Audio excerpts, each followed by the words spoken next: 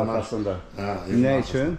Orada kışa hazırlıq, kompotlu, varenyadı, belə bir şeylər, kiçik bir şey yaradılır. Paltar sərməkdir, belə bir şeyləri orada yaradılır. Ha, bildim. Gözəl, gözəl.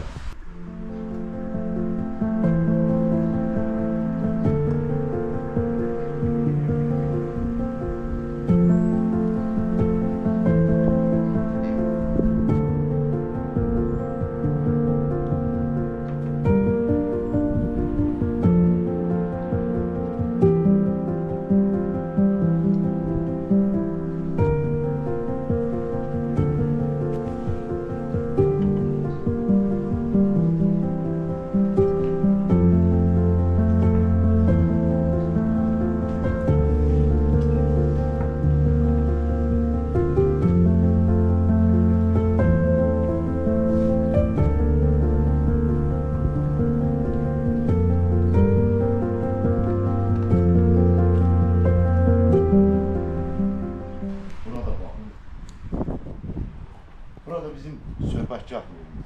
Əla.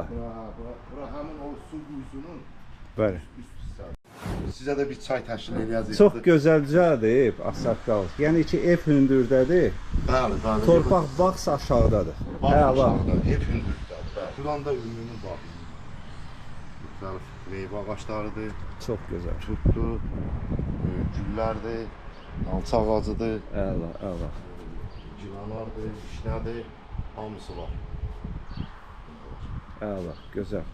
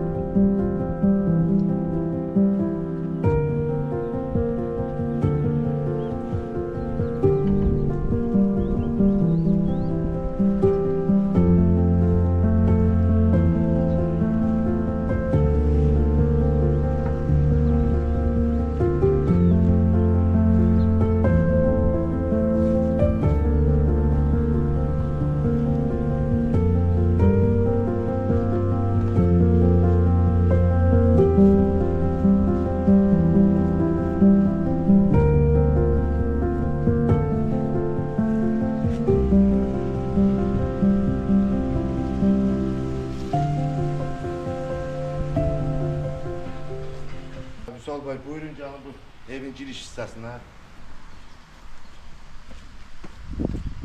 Bu evin giriş hissəsi.